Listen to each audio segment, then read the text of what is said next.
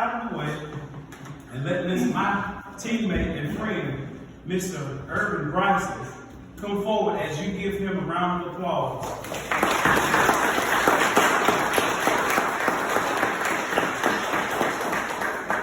Thank you all for having me. Coming into town, it kind of felt like home because I'm from a small town, very small town, just like this right here. But we're very rich in football. We don't win no championship. We just won our ninth state championship in my high school. We were about to break a record. We won, I think, 5 in a row. Yeah, we lost. Yeah. But the only problem about that, winning is great. But if you don't have kids going to college after having all that success on the field, that's a problem somewhere.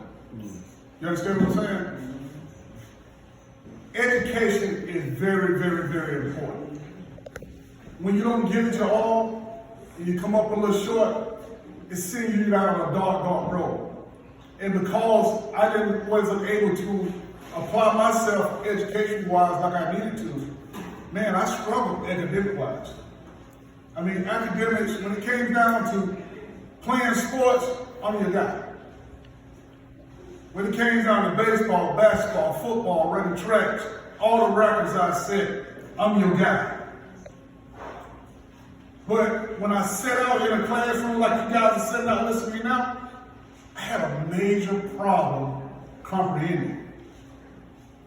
The teacher would say stuff.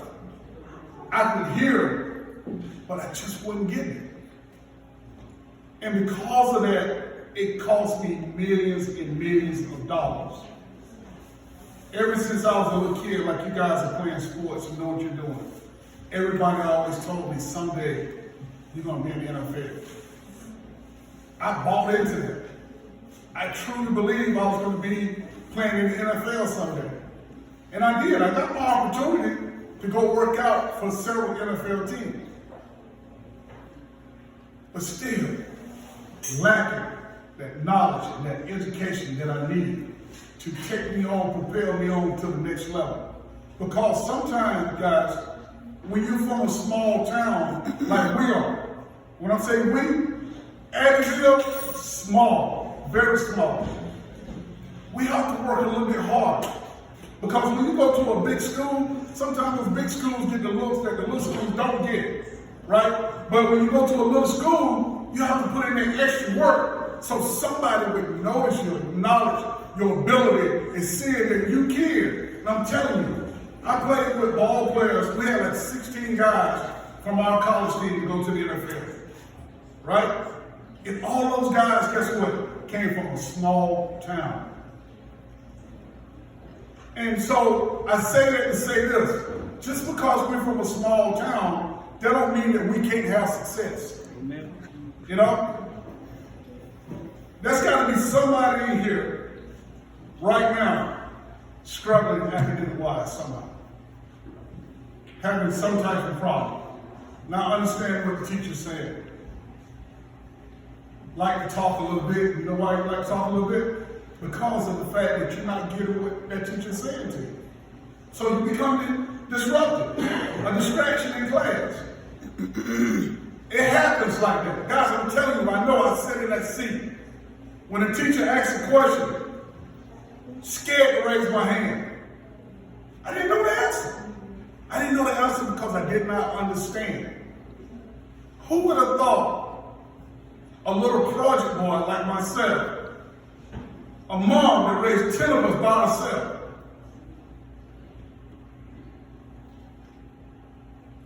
working 3-4 jobs a day to feed us, going to school with my brother's clothes on because they're too big for me, and I had to put them on because I didn't have nothing else to put on. Sharing the bed with 3 other guys, 2 at the top, 2 at the bottom. Living in an apartment, 10 of us, 4 bedrooms. No air, no heat. Sometimes you look in the refrigerator And you look in the refrigerator and guess what? It's nothing in there but water, but bread, maybe some mayo, maybe some ketchup.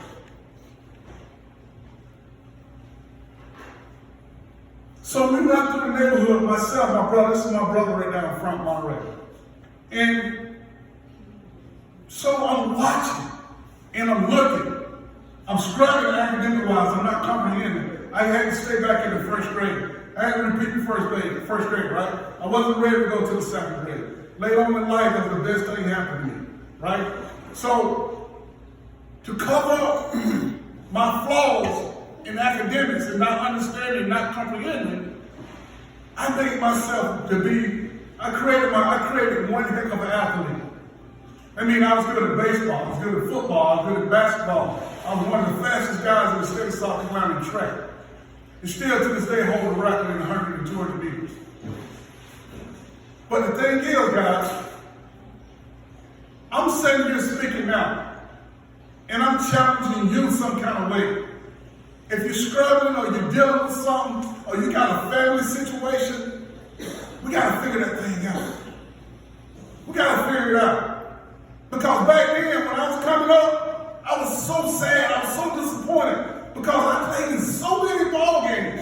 And I look up in the stands and I see other kids, their parents out there looking out there, cheering their kids on. Where's my mom? She was working. She was trying to put food on our table and clothes on our back. She was struggling. And all I could think in my mind, I gotta do something to help the family. I gotta succeed in sports. But the thing is, my one side of my mind said, I'm gonna be this great athlete. But the other side of my mind said nothing about fixing the problem of struggling in school. If you're gonna be great, no matter what you do, all that stuff gotta come together. You can't be one-sided, right? You gotta figure this thing out. And the thing is, I didn't learn until later on in life. I was struggling so bad in school. When I left Samoan, rushed over 1,000 yards. North Carolina A&T signed me, right? I go down to A&T. None of my grades from Samoan couldn't transfer. That's how bad my grades were. And coach was so upset with me because I was the key, along with 6 other guys that he had signed from Samoan to come down to A&T to turn his program around. And I couldn't be that guy. Inside, I'm crying. Because I know that it is not that I don't want to learn, it's just that I just couldn't get it. I could not comprehend everything. It's like, man, it was like Chinese. I just didn't get it. I just couldn't get it. But the thing is about me is that my work ethic, even though I didn't have the knowledge academic-wise, you could not work me. Nobody could not work me. Because I knew I was lacking academic-wise. I had to put all my energy somewhere else that nobody could notice I was lacking in that area. Right? When you scoring 6 touchdowns in a ball game, you think they're gonna notice I'm lacking some type of knowledge-wise? You think they're gonna see that? Before the halftime, there on the sideline, my coach in red balls making a bet with the people, with the fans on the sideline, telling them that we'll go, the running back will go 99 yards. They had us down the ball on the 1 yard line, just so that we can run the 99-yard touchdown. When you hear that and you see that, you don't know that I'm struggling, do you? All you know is I'm a good athlete. And I was a good kid. I didn't get in no trouble.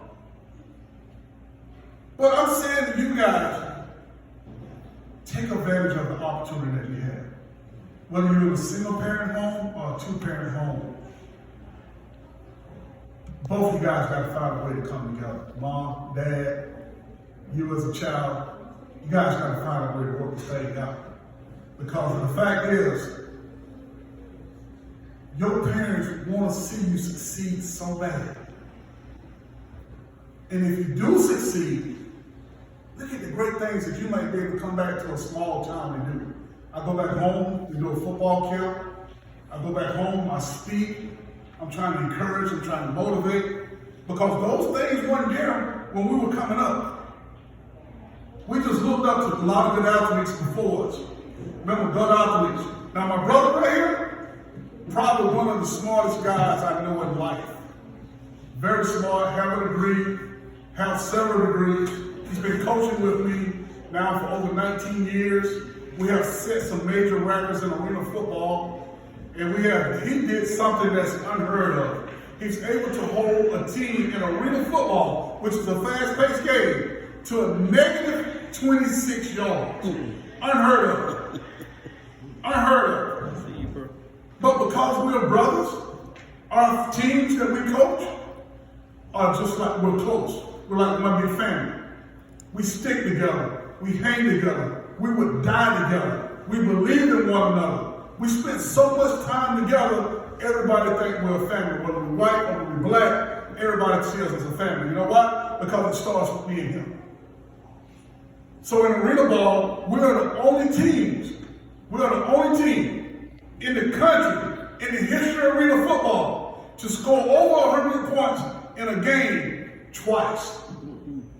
We scored 109 points one game, we scored 108 points one game. We averaged over a 4-game span, we averaged 94 points a ball game in football. How do you do that? Everything that I struggled with and that held me back, those are the things that propelled me forward. When people told me that I wasn't going to never make it, I put it on my shoulders. When people told me that I couldn't do this or I couldn't do that, I put it on my shoulders. So when that time came for me to rise to the occasion and shine, I always knocked it out the park. Because when you're sleeping, I'm working. Remember this, kids. I know y'all like to be seen a lot of times. Sometimes you got to take the mindset of a lion. Have you ever seen what a lion does before he attacks somebody? He crawls on his belly. He crawls on his belly through the grass so nobody can't see him, and he can come up at the right moment. Just because you're going one direction, sometimes you're going to have to crawl below everybody. Because if you don't crawl below them, they're going to pull you away from what you're trying to do. Right? And if success is what you want, you're going to have to work towards that. Right? And when you work towards success, it means that you have to leave some people behind. Come on. You have to leave some people behind. My brother and I have never drank and never smoked. People crack jokes on us because when they want to go hang out and do things, we was running, we were training. We were doing something that made us better.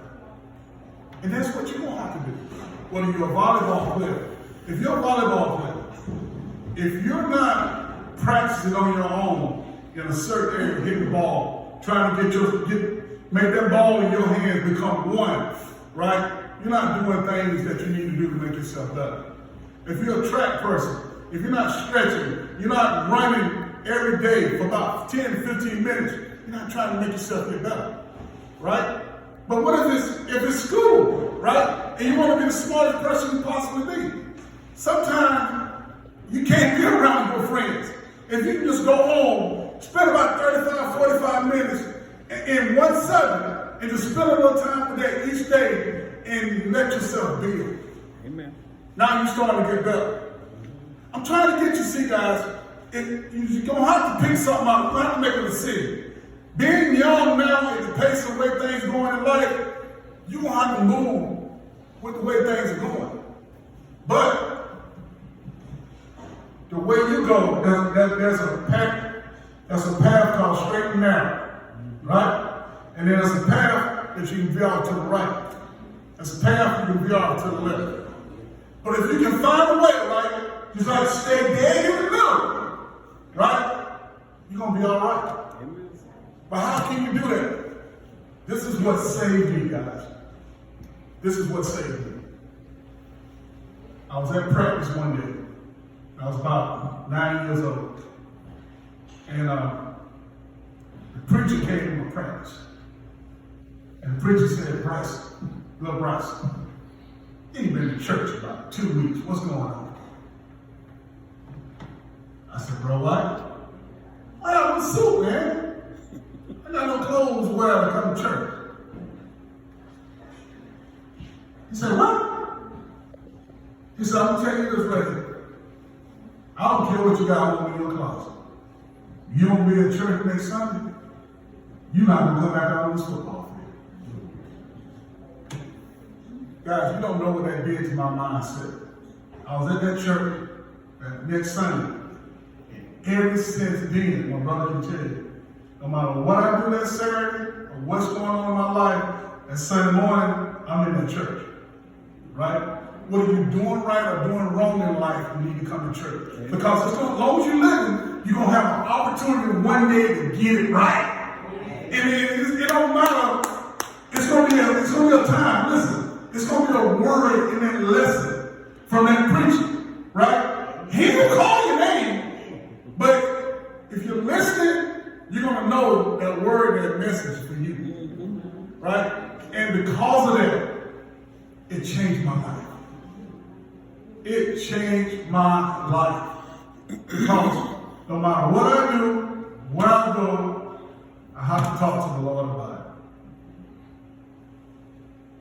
it. This is what I do also that I want to share with you. I want you guys to think about doing too.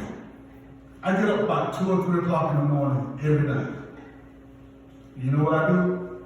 I get up and I go into the bathroom and I shut the door. The reason why I go in the bathroom is because it allows it to get a little bit darker when I shut the door. And that's when I pray.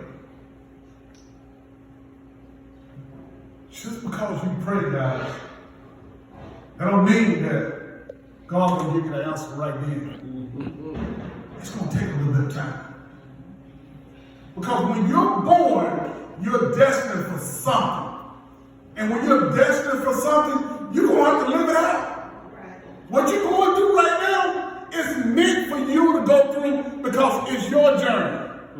And the only way you're going to get through it, right, if you try to walk by yourself, you're going to veer to the right or you're going to veer to the left. Come on, dog. Right? But if you keep on your journey and you pray to God and say, God, guide me.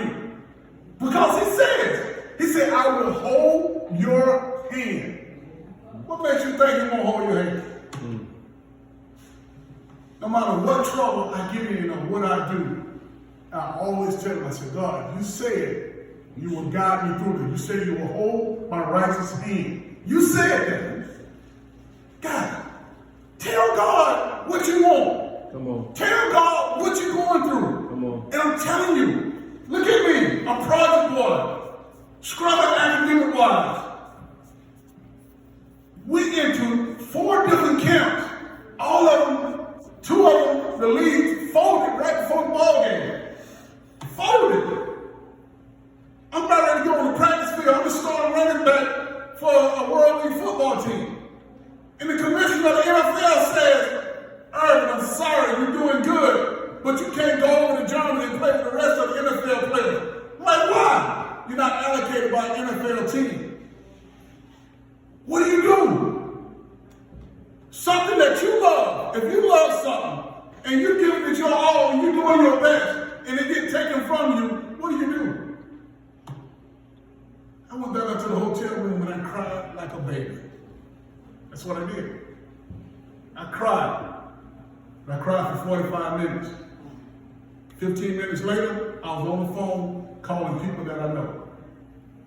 I called up to Connecticut, the coach that coached me in the league that folded, and I told him what just happened. He said, I can't promise you that, but come on up to Connecticut. The next morning, I was on the train going to Connecticut, playing arena football. 3 weeks in a row, I had to give a knee to my knee so that I could play that weekend. They told me in my 4th week, you go have surgery, you come back in 5 weeks. I go have surgery, but the doctor tell me at the age of 25, son, your knees are gone. If you play another down, you'll never be able to run in 5 years or walk. At 25, I'm in my prime, and I can't play a game that I love so much. Hey, listen, you're not gonna always be a kid. It's gonna come a time when you're gonna grow up. Like right now, I'm looking at how your faces, and I'm trying to look in the eyes and see, who's really feeling this. And I see one person, I know she's not feeling this at all. But it's gonna come a time in life, you're gonna look back, you're gonna remember this moment, and you're gonna say, I get it. Because you're not gonna get it right now. But it's gonna come a time, God will put you in that right situation. And it's gonna kick in. And when it kick in and it happens, you're gonna feel it, and you're gonna know this is for you. And you're gonna someday be standing just like I am, speaking out into an audience, and they're gonna be looking at you like you're looking at me. And you're gonna have to say something that God has given you and to them so that it can help change their life. The reason why I'm here, because of Roselle, is because I want to come encourage you guys and say something positive that might turn things around in your life. Because if that could have happened to me as a kid, but somebody would have said, look, let me help you with your math, let me help you with your reading, let me help you show you how you can comprehend a little bit better. No telling what my life would have turned out to be. I'm thankful now I've written a book that is very successful right now. And that book is about to change a lot of people's lives. And it's getting ready to, hopefully, with the proposal we just did, it's going to be in the school system. And they're going to do a lesson plan on it. So I'm praying to God that everything goes well with that, so that people will see my journey, see my struggles, and see how I overcame all the adversity that I had in my life. Because at the age of 13, I had a gun put to my head. My sister and boyfriend had jumped on her. I jumped on him. He pulled a gun out and had it at my temple. I should not be here. The second time, he jumped on my sister. I jumped on him. She pulled the trigger on me. But the gun would not click. She pulled it 3 times, and it didn't click. So you don't tell me that I am not destined to do something in life. Amen. This is from God, not from me, because I could have been dead. This is a true story. I could have been dead. But I want, because you guys are from a small town, I want you to set out for greatness, because good things can happen. Amen. You just got to set your mind to it. You got to put the work in. And if something going on at the house and mom's not around, you still got to continue on. If you don't have that relationship you need to have with her, you always have that relationship with God. Any and everything is possible through Him. All right? So guys, roll on, cut it short. I get going. I love this, man. I just want things to be great for you guys. I'm going to be praying for you guys in town, and hopefully everything turn out well. Anytime you ever need me again, I'm glad to come back. We open up for questions. Yes. And I have one question. Can you touch on, how, and I'll share my experience. And I think I shared it with the church one time, that because I was going to college, playing football, I just knew that I was going to go pro on my talent. When I got to Chowan, which was just a junior college, when I got to Chowan, I realized, hey, everybody hitting hard. Everybody fast. Everybody strong. One of the strongest kids, state championships in high school. So I want you to touch on just how your natural talent won't necessarily carry you in the NFL. There's dynamics to it. So notice here, guys, whether it's NFL, whether it's college, softball, baseball, volleyball, track, all of us want to strive to be on the next level, the highest level we possibly can be on. You're not the only one striving to do that, though. You're not the only one. When we went to Shawan, I was supposed to go to Arizona Western. But in the last minute, I ended up coming to Shawan. Before I came there was 16 running backs, and Rowe was one of them, in front of me. Right? 16. Those running backs in front of me, those were the best running backs in their high school at that college. And those guys were really, really good. When you get ready to go to college, you're going to be amongst other people that are just like you, just as good as you are. But the thing is, if you're special enough and you're able to put the work in, you can exceed expectations. So we had to run 40 wind sprints that morning, 3 times a week. How I separated myself from everybody else in our group, I led all 40 sprints. And it was like, I remember them saying, Abbeville, which is where I'm from, slow down. I didn't want to slow down, right, because I know I was 17. So I had to outwork the 16 that was in front of me in order to become the starting tailback. So in order for you to be that volleyball player, that softball player, that track, or baseball, or football, you're going to have to put the work in before you get to that point. When you play a volleyball game, when you play a softball game, when you run track, that day you run, the day you participate in that game, right? What makes that game work is the things that you did leading up to that event. You got to put the work in. That's what the difference is. Everybody want to play Division I ball, but everybody don't want to do Division I work. That's right. That's the difference. Because you're small and you think you can't play, you put the work in and they'll give you that opportunity. But you gotta let people see that you're that special person to fit into their system.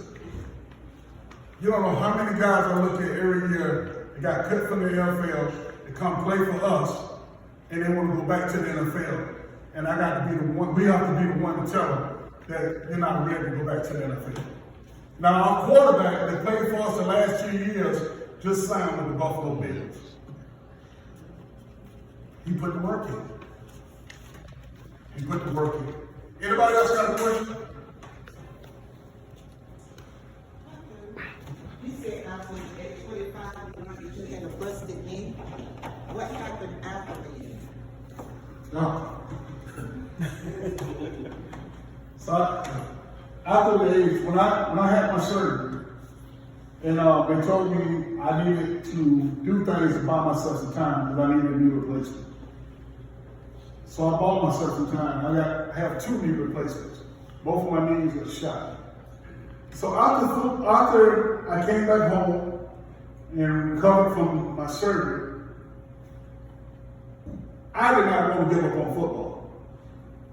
So I told myself, why would I keep playing football, but play with my mind? So what I did, I recorded 52 NFL football games. And I studied the offense and I studied the defense. And I wrote down every successful offensive play. And I wrote down all the defenses that stopped the offensive plays. And I built myself into this football guru, and I became a coach.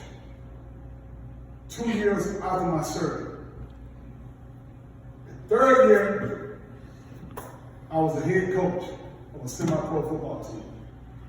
And we won a national championship. And I had 5 All-Americans on that team. My goal was in 5 years to be a head coach in arena football. My 4th year, I became a head coach in arena football. Once I became a head coach in arena football, I became coach of the year, and I became general manager of the year. Now, you have to have a degree to hold those positions. Guess what? I outworked everybody. I learned the biggest how to sell the business. I learned how to operate a football team. I learned how to make money for the football team. And then I became the general manager and the head coach. I was the general manager of the year and I was coach of the year.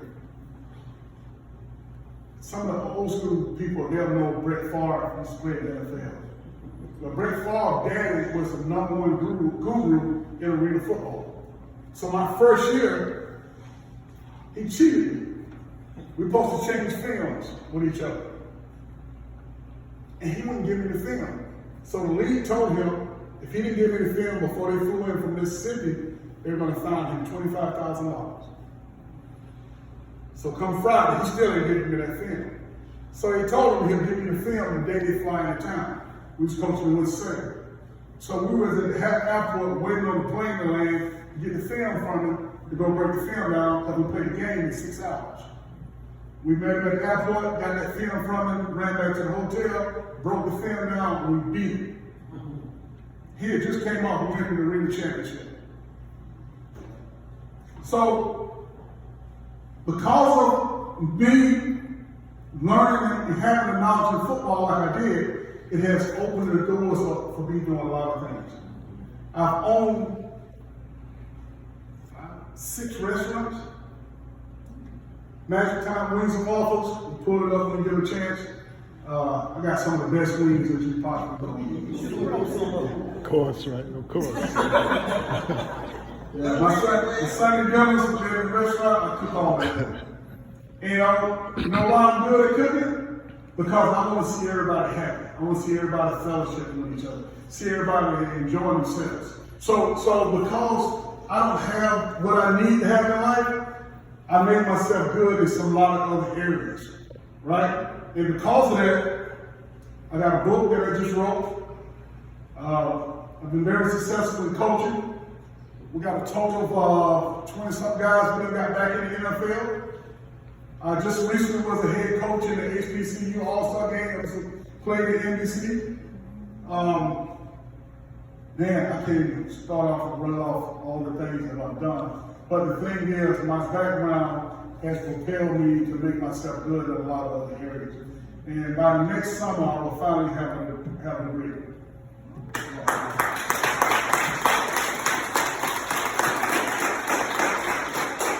Nobody in my family, brothers and sisters, not about 10 of us, nobody went to college. So the day we get that degree is going to be very special. Anybody else got a question? Well, thank you guys. I appreciate you guys for allowing me to come up with. Oh, yes. The book is called On Broken Knees, Urban Bryce's story. It's about me having 2 knee replacements, having surgery. Growing up in a small town, my mom raising 10 of us, making all kinds of major sacrifices to feed us, get clothes, stories about growing up in the projects. And man, growing up in the project was very tough. You know, you experience, you see a lot of things. There were 42 apartments in the project, 42. 42 apartments. How many dads you think when there were 42 apartments? 2. It was 4. 4?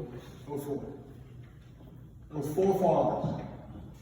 Who got it? Slapped it. There you go. Yeah. 4 fathers. So 4 minus 42 is what? 38? 38 women in all those apartments, raising boys and girls by themselves. All of that's in the book. Going to school, struggling, going from Seattle, going to work out in Pittsburgh, going to Atlanta before the Super Bowl, working out for the Tampa Bay Buccaneers, getting a needle put in my knee right before I go on the field to work out for the Carolina Panthers. Man, a lot of good stuff in there. Me never looking in the stands at a football game. I've never looked in the stands when I played football. Why? Because my parents never was in the stands. My dad not being in my life, Guess who's my best friend now? My dad. Because old school guys have a problem telling you that they love you, because that's not how they were raised. They weren't raised to usually say the word love. Because when I found that out about my daddy, it allowed me to build a relationship with him. And now he's in my life, and we have a great time together. When he come over to the house and we fellowship, I cook food, and we play games, and we have a great time. I'm talking about, I saw him twice in my life before going to college. Twice. And I so bad, desperate, I wanted to see my dad and my mom. I wanted to see my family in the stands. And they never would. That hurt. That hurt. Seeing other parents be there for their kids, and then my parents can't be there. And I understood why. Because I know my mom had to work. But parents, if you dropping your kids off, you know, just do me a favor, try to stay there and see that kid come around and look for you in the stands. And you just don't know what kind of feeling that is than to see your kid looking for you up in the stands. Because that next play, when they go out on the field, it's gonna be for you. Right? But you're gonna have to figure that thing out where you can get involved and can be there, because there are very small things that kids look for in a parent. And one of the main things that they're missing because we're so busy, and that's just a little bit of attention. So when Rose said, put the phones up there, I admired you guys, because when kids back home, kids won't put their phone up there. I'm telling you, that wasn't gonna happen. No. So I admire you guys for just setting the phone to the side. And well, I'm telling you, I done seen some battles over the phone, man. I thought you were crazy. And every one of you guys just came up and just set your phone down, man. I said, man, I love these kids. Y'all all right.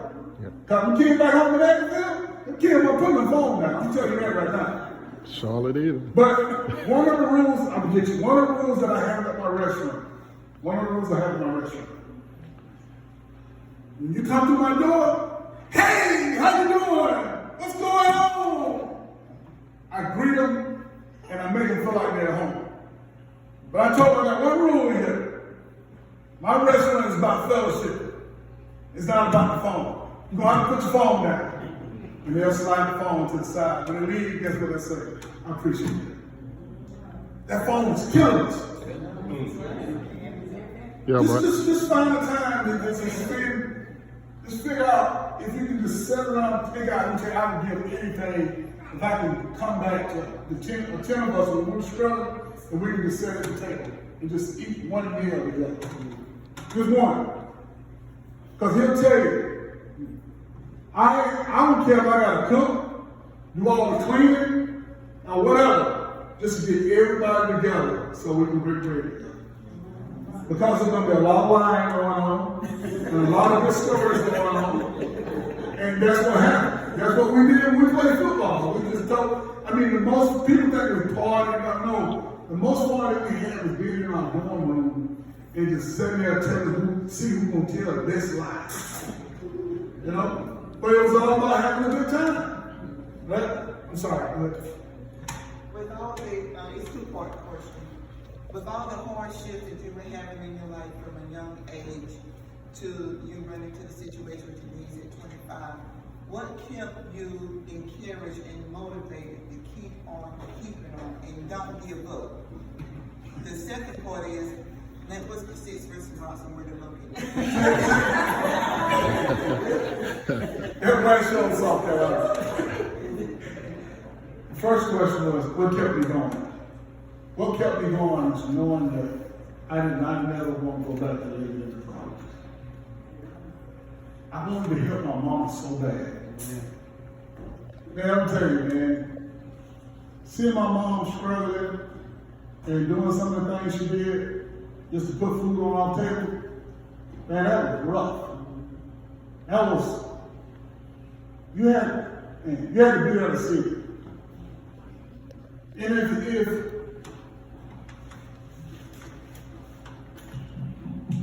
I'm tough. Writing my book and telling the story about my mom, that was the toughest part of writing that book. Man, I couldn't, emotionally, I was torn. Because my goal as a kid, and still to this day, is that I gotta take care of my mom. I gotta help my mom. Everything I've done, he'll tell you, is that it's always been about my mom. She has zero debt. She was in debt twice. I paid all of it off. She was my inspiration. My brothers and my sisters, I had to help them. I had to keep working, keep grinding, keep working, keep grinding, because somebody out of the 10 kids had to be something. And I felt like I had to be the one. I didn't want to go back to the projects. I didn't want to go back. I'm not knocking my hometown. It's just that I just wanted better. I wanted success.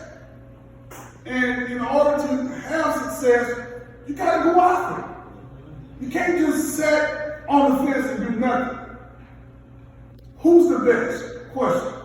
Which would you rather be, a lion or an elephant? Huh? Who would you rather be? Lion or an elephant? Yeah. With the glasses on. What would you? Lion. What would you want to be right here? Okay?